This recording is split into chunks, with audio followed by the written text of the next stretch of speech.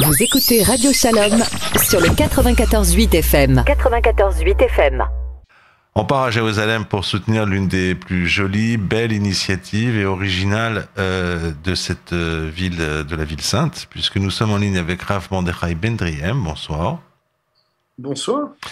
Vous lancez une campagne Allodon pour soutenir vos institutions dimanche 19 et lundi 20 juin. Et alors vos institutions sont avant tout un lieu d'enseignement de la Torah, mais pas seulement. Mais comme je connais les rabbinim et je vous connais vous un peu, j'imagine que vous voulez d'abord commencer par cette idée d'enseignement de la Torah. Après, on verra ce que vous avez réussi à construire tout autour, parce que je le dis, c'est assez original. Donc c'est une yeshiva qui est située dans Jérusalem même? Alors, ce n'est pas une yeshiva, c'est un lieu d'étude, comme on appelle ça, un Bet Midrash, dans lequel se retrouvent tout d'abord des personnes qui se forment, donc des avrechim, qui étudient la halakha, depuis la Gemara jusqu'à la halakha de manière approfondie, mais aussi ils partagent une partie de leur temps d'apprentissage pour eux-mêmes enseigner à des personnes qui vont travailler, des baalei batim, qui ont le temps d'étude et le temps de travail qui se partagent et qui reçoivent des enseignements de ces jeunes futurs rabbanim qui apprennent et qui enseignent une première heure avant de s'adonner à leur étude approfondie. Ça, c'est la première, on va dire, partie de notre journée au Bet Midrash. De votre projet, et c'est déjà très important parce que de très nombreux juifs français ou juifs de France partent à Jérusalem et ne retrouvent pas ce cadre communautaire qui pourtant les a structurés toute leur vie. Et donc c'est très important lorsqu'on retrouve des rabbanim qui donnent de leur temps pour ça et de leur énergie pour recréer ce cadre qui est tellement important, on a vu. Tellement de gens Je me permettrais, Bernard, d'ajouter qu'en fait, en Israël, comme on le sait, la difficulté de joindre l'étude au travail, parce que les professions libérales ne sont pas valorisées de la même manière qu'en France, par exemple, fait que lorsqu'on vient, on n'a pas toujours 3 ou 4 heures pour étudier, et en 1 heure, il faut qu'on profite un maximum.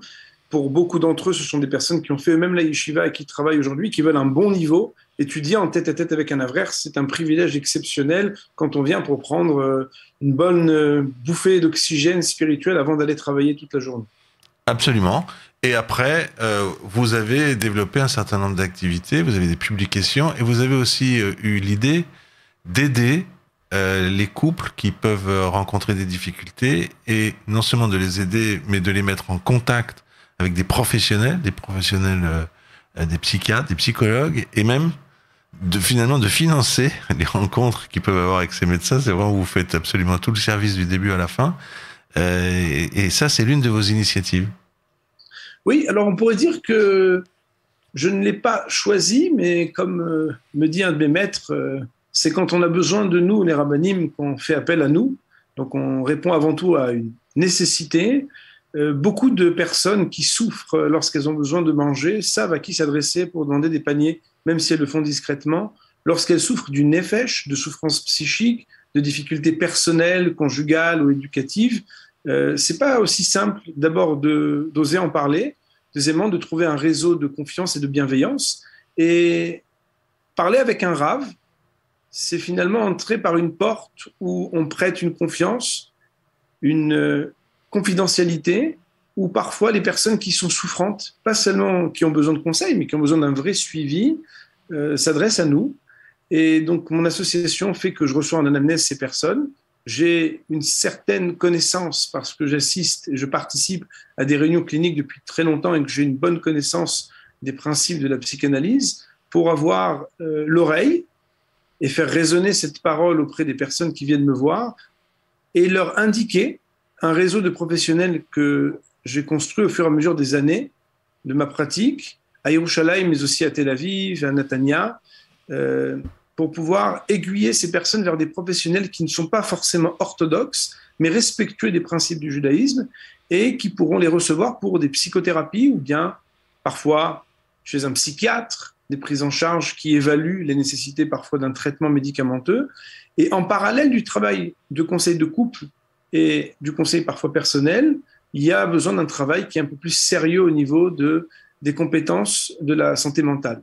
Par contre, la particularité, c'est qu'on ne travaille pas avec ce qu'on appelle des formations annexes à la psychologie classique, c'est-à-dire la psychologie clinique ou la psychiatrie, Et moi, je veux faire confiance aux personnes qui ont des vraies formations universitaires. C'est la raison pour laquelle, en plus du respect qu'ils doivent avoir des valeurs du judaïsme, ce sont des personnes qui ont une vraie formation dans ce domaine. Et une formation professionnelle, c'est tellement important. Les soins coûtent cher. C'est la raison pour laquelle nous offrons des bourses thérapeutiques. Nous jugeons des moyens et des nécessités. Ce sont souvent des jeunes couples qui sont, comme on le sait en Eretz Israël, c'est très difficile de joindre les deux bouts quand on est jeune couple, que ce soit dans le milieu orthodoxe ou dans les milieux, tous les milieux. C'est la raison pour laquelle il ne faut pas que le frein de l'argent n'empêche les personnes d'être accompagnées. Et donc, d'un commun accord, on voit combien est-ce qu'ils peuvent payer. Et notre association prend en charge partiellement les soins psychothérapeutiques.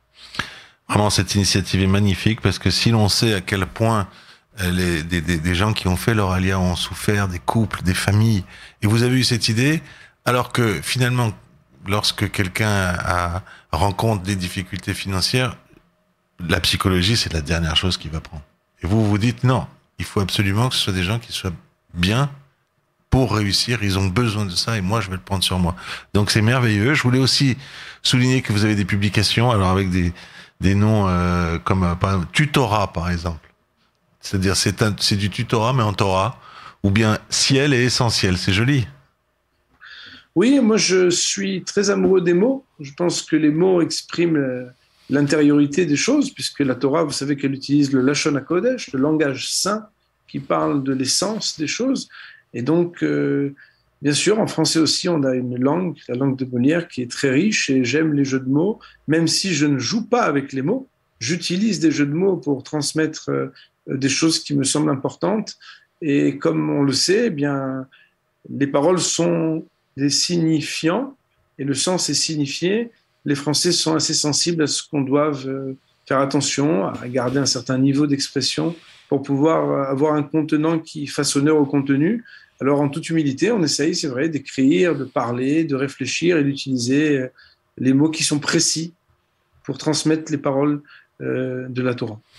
Comme vous dites très joliment dans vos documents, par amour de transmettre la Torah. Alors, Rav Mordechai Ben-Driaine, je vais renvoyer les auditeurs à votre campagne Allodon. C'est donc dimanche 19 et lundi 20. Les gens sont sollicités. Il y a souvent des bénévoles qui appellent dans ces campagnes Allodon. Donc, il y a plusieurs choses à faire qui sont assez simples pour celui qui est sollicité. La première, c'est, moi je crois que ce projet est original, donc il peut ne pas attendre d'être sollicité et il va se rendre sur le site Allodon que maintenant tout le monde connaît et il cherche Torat Moshe. Moshe s'écrit comme on le fait en anglais avec un S, M-O-S-H-E. Sur allodon.fr, on cherche Torat Moshe et là tout le monde sait comment on fait un don avec un serfa, etc. Je pense que c'est devenu une pratique dont les gens ont pris l'habitude depuis depuis l'épidémie, donc on connaît tous Allodon.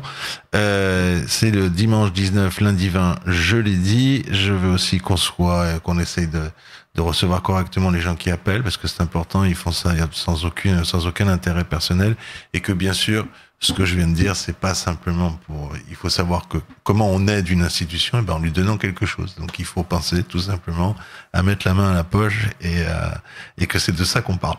Voilà. Merci, Rav Mordechai Ben-Driaine. On vous souhaite le plus grand succès pour votre initiative et on vous souhaite de continuer cette œuvre bienveillante et pleine et très profonde. Merci à vous, Rav Mordechai Ben-Driaine à Jérusalem. Merci, à bientôt. Au revoir.